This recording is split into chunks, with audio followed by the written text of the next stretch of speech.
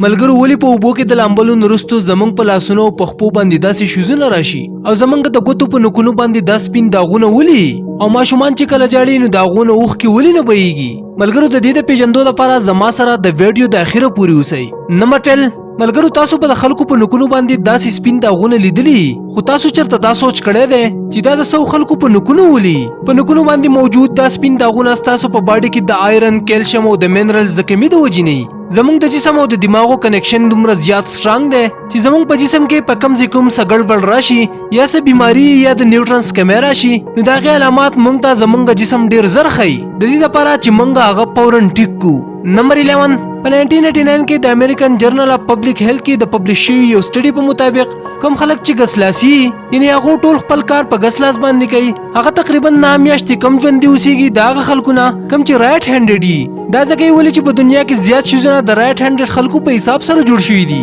د کم د وجې نه چې لیفټ هینډډ خلکو ته زیاته مسله وي او لیفټ هینډډ خلکو ته د اکسیډنټ چانس هم زیاتی د کم نه چې د هغو مرګ هم کېدی شي. نمبر 10 ملګرو تاسو ته خو به دا پته وي چې زمونږ دماغ زمونږ ټول جسم کنټرول کوي او آیا تاسو ته پته ده چې د سرجري په ټایم کې زمونږ دماغ نیم جدا او نیم جدا ایښودی کیږي او د دې نه زمونږ په دماغو باندې هیڅ اثر نه پرېوځي او زمونږ دماغ د 40 کالو عمر پورې لویږي. نمبر 9 زمونږ شونډې زمونږ د جسم د ټول نه زیات سینسیټیو پارت دی. د شونډو نشاته یو میزټر نوم والا مسل موجود دی کم چې د خوراک په جوړولو کې زمونږ مدد کوي او دا مسل دومره مضبوط وي چې د دې په مدد سره موږ د 90 کیلو وزن پورې اوچتولی شو. نمبر 8 ملګرو آیا تاسو ته دا پته ده چې زمونږ دماغ زمونږ د جسم د ویټ صرف 2% وي خو بیا هم دا 30% اکسیجن کنزیوم کوي؟ اوس ولې چې زمونږ دماغ زمونږ ټول جسم کنټرول کوي د دې لپاره دې ته د زیات انرژي هم ضرورت وي او هم دا وجه ده چې دا زیات اکسیجن یوز کوي. نمبر 7 آیا تاسو ته دا پته شته چې د ماشینه د مړ کېدو لپاره یو انسان له خپل ځان د 2 میلیونو ماشو پورې چیچل پکار دی؟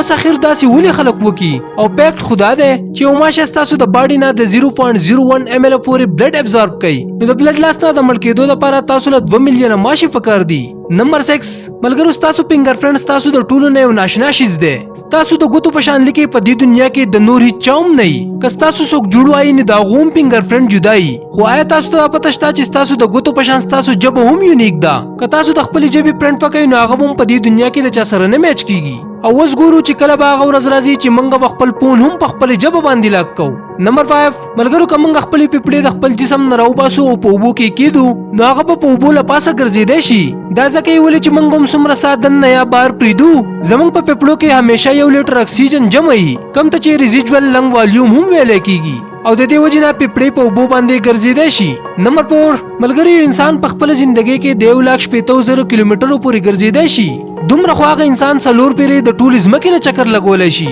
او ګرځېدل زموږ د صحت لپاره ډېر ښه د یو کې کینسر ریسرچ په مطابق هر ورځ د 10 منټو ګرځېدلو نه ستاسو په جسم کې پیټ نه جمع کیږي او تاسو نور هم زیات پیټ کیږئ. نمبر 3 انساني زړه یو ډېر پاورفول ارګن دی کم چې د پیدا کېدو نه والا د مړ کېدو پورې همیشه کار کوي د 1 سکند لپاره هم نه ودرېږي د سړو په کمپیریزن کې د ښځو زړه زیات درزېږي انساني زړه په یو ورځ کې د 9000 لیټره پورې وینه پمپ کوي او د زړه نه دومره پرشر جوړیږي که هغه وغواړي نو زمونږ وینه د 10 فوټه پورې په اوچتوالي کې غورځولی شي. نمبر 2 ملګرو یو ماشوم چې کله پیدا شي نو د هغه په جسم کې د 1 کپ برابر وینه وي او ماشومان چې کله جاړي نو د هغو نه اوښکې نه بهیږي دا ځکه ولې چې د هغو ټیر ډب 200 پورې نه ډیولپ شوي. نمبر 1 ملګرو تاسو به نوټس کړئ چې کله تاسو د زیات ټایمه پورې په اوبو کې یئ نو ستاسو د لاسونو او د خپو په ګوتو باندې څه عجیبه غونته دا شیزونه راشي خو آیا تاسو چېرته دا سوچ کړی دی چې آخر د دې پیدا یا نقصان څه دی؟ د یو کې په یونیورسټۍ کې ساینټسټو په دې باندې ریسرچ وکړو او هغو دا وویل چې دا شیزونه په اصل کې ډېر د کار وي کله چې زمونږ لاسونه او خپې لامدوي